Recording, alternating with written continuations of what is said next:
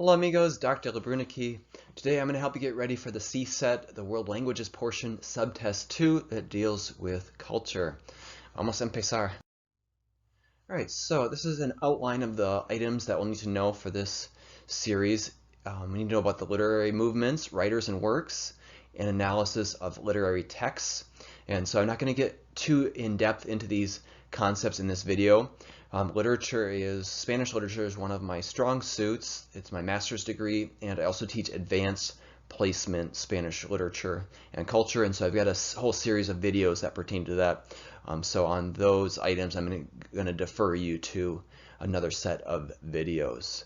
All right, numero tres, perspectives, politics, eras, history, people, practices, holidays, food, traditions, and products, art, entertainment, and architecture. So culture falls under one of the ACTFL's 5 C's, so make sure you know those. And then under that are the 3 P's, products, practices, and perspectives, along with literature for this series.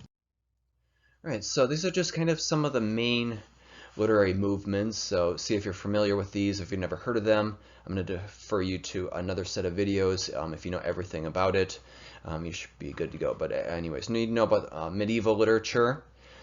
Golden Century, El Siglo de Oro, Baroque, Renaissance, Romanticism, the Boom, Modernism, Vanguard. If you're familiar with literary movements, you're in good shape. If not, check out my other series. It's called Advanced Placement Spanish Literature Movements, where I get a little bit more in depth with those. All right, same thing for these other ones. These are some of the main writers. There are many, many writers from the Spanish-speaking world. Many of them have won Nobel Peace Prizes in literature, but these are just some of the important ones. So if you're familiar with the authors, you're good to go. If not, I'm going to defer you to another series. So got Don Quixote, Cervantes, Lazarillo de Tormes, Anonymous, The House of Bernarda Alba, Lorca, 100 Years of Solitude, Garcia Marquez, Walking Around, Pablo Neruda. So if you think you're pretty good with the authors, you're in good shape there. Otherwise, check out my other video. It's connecting the 38 most important, or the 38 most important that the College Board thought were the most important authors and titles. And there's Quizlets. There's 38 of them. You can go through and look at those ones and practice through the other video. Okay, so why is it important? Why have they put in literature? Why do they think that's important? Well, it's a mirror of the culture, so it reflects what are people thinking at that time period, and then they're writing about it. Same thing with history. What's going on in history? Is it a war? Is it a recession? Is there other things going on with history? Colonization of the New World. People are writing about that stuff.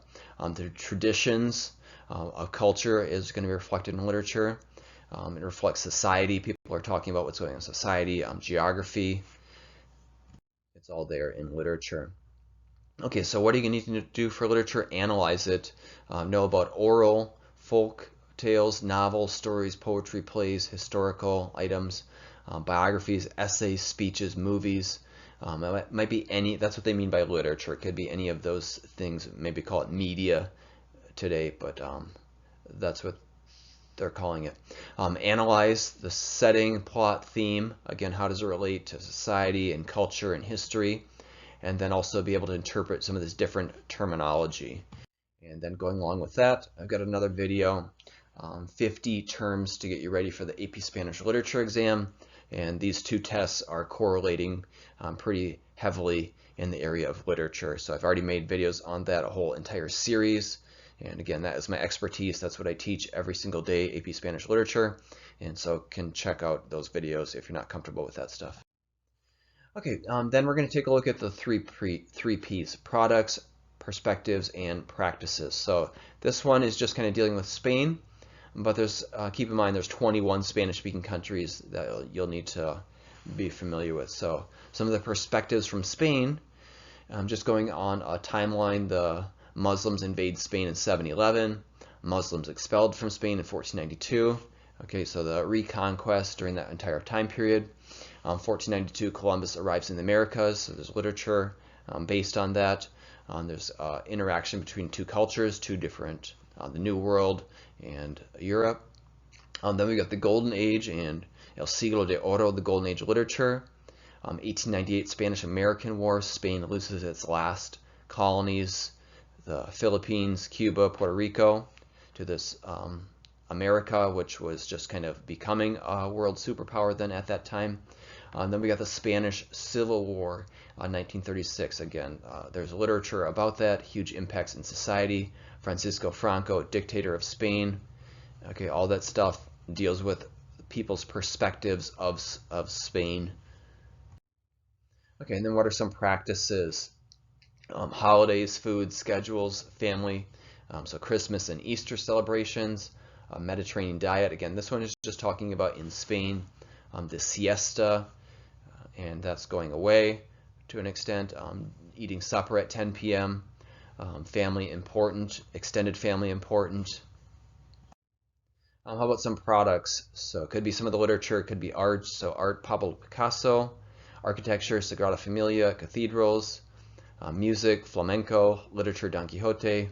Goods, wine, olive oil, seafood. So all that stuff is important for geography and plays into the culture. All right, and so those were the products, practices, and perspectives.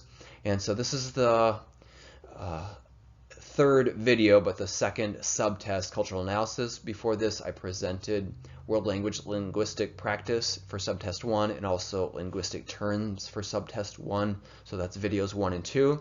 And then after this one, I've got Spanish communication subtest number 3. Just some ideas for helping you practice reading, writing, speaking, and communication skills in the target language, which is Spanish, for my video series. All right, gracias por mirar. Remember, I'm Dr. L. Go ahead and click that subscribe button. It's going to give you free Spanish test prep video access. Adios, chao y buena suerte. Hasta pronto.